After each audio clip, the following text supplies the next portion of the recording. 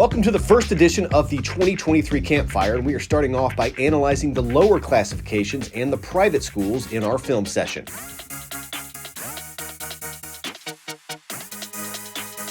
Let's start off in the private school ranks with the Parish Episcopal Panthers, who have won the last 4 TAPPS Division I state championships.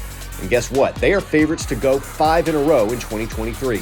The Panthers return starting quarterback Sawyer Anderson and running back Maddox Reed, which will ignite an already powerful offense.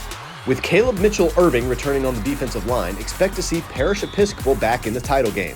Plano Prestonwood and Nolan Catholic should make some noise as well. In SPC, Episcopal School of Dallas couldn't make it back-to-back state championship games, but they will reload for another run in 2023. As for the lower classifications in UIL, Gunter has put together quite the dynasty in 3A. They've been to 3 of the last 4 state title games, winning 2 of them, including last year's Division II state championship. They graduated some serious playmakers, but Walker Overman returns at quarterback, and the Tigers are getting used to playing 16 games a year. In 4A, no one will forget Anna's unbelievable season in 2022. It started with that miraculous hook and lateral win over Aubrey in Week 2, and continued to 13 straight wins, including 2 against rival Salina, before losing to eventual state champ China Spring. Jacob Emmers and Sean Steens are back as go-to receivers as the Coyotes try to finish the job. Look out for Salina, Aubrey, and Glenrose in 4A as well. Switch to Cricket and get a free Samsung A14 with your new plan. Smile, you're on Cricket. For an even deeper look at the lower classifications, here's producer Ward Fasold and insider Matt Diggs with the District Breakdown. All right, District Breakdown time, and we welcome back our insider, Professor Diggs. I know you guys missed him for the couple of months that he wasn't on our screens, but he's back, and he's ready to analyze 4 months ahead of time. Right. Lower classifications, and we're going to start with 4A. It's very weird because I think some of our best teams in DFW Division One. For a Division One, you got District 4 and you got District 5 that are going to have some of your good teams, but they're completely different regions. And District 4, when you come with Decatur and Wichita Falls, and Decatur really made a big run last year, and I think that they're going to be pretty good coming back into this year.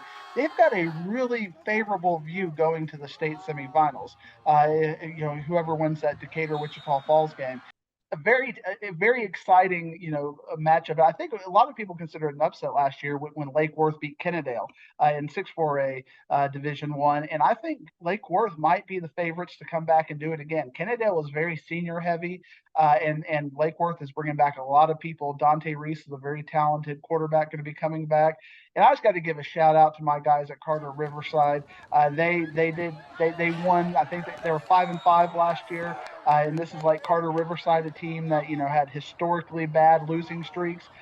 So my guy, Coach Murray out there, he's doing great things with Carter Riverside. Again, they're not going to be in the calculus for a district title, but that's a team to keep watching.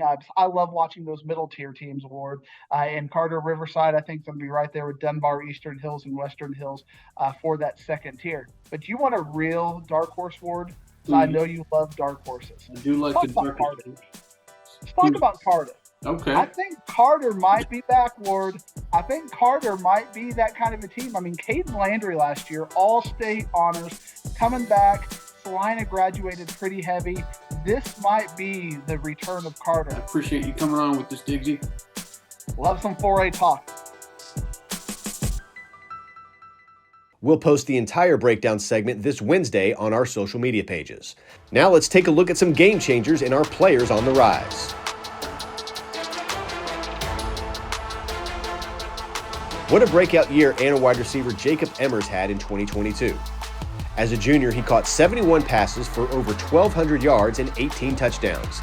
Of course, the Coyotes season was highlighted by Emmers' 90-plus yard game-winning hook and lateral pass to beat Aubrey as time expired. Jacob is a blazing fast receiver who can pile on the yards after catch. He has offers from Oklahoma State, Oregon State, and North Texas, among others. Another speedster in the lower classifications is Nate Palmer from Decatur. The running back ran for over 2,200 yards for the Eagles as a junior, and that was after playing in a state championship game for College Station as a sophomore. As a rusher, receiver, and kick returner, Palmer found the end zone 34 times on the season. He was the 4-4A offensive MVP and has offers from schools such as Michigan State, Tennessee, and TCU, among others. In the private school ranks, you won't find a more dominating defensive player than Caleb Mitchell-Irving of Parish Episcopal. The 4-star defensive lineman was a menace in the trenches as he tallied 96 tackles, with 13 of them being for a loss. Mitchell-Irving also had 2.5 sacks for the Panthers and was first team all TAPPS. Caleb has a ton of offers, including Oklahoma, Baylor, and Michigan. At Kennedale, DeDonte Scott patrols the secondary for the Wildcats. D3 is a 4-star cornerback who QBs rarely throw towards. As a junior, Scott had 31 tackles and 2 picks and knocked away 12 other passes thrown his way. The 6'1 corner also plays on the offense from time to time and scored 2 touchdowns in the receiving game. He's got offers from NC State, Oklahoma, and Wake Forest, among others.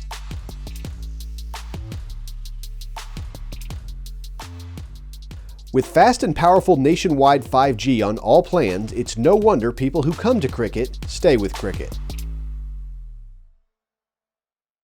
Our Ward Fasold caught up with Gunter head coach Jake Fizzell to talk about the Tigers in our Media Day segment. All right, it's Media Day, and I am joined with Gunter head coach Jake Fizzell. Coach, man, this has been, I know coaches hate hearing the word dynasty, and I don't want to even really use it. But the last several years, 6 out of 7 years, you found yourself in the title game. You win in 3 of them. There's a certain expectation now going up there in Gunter.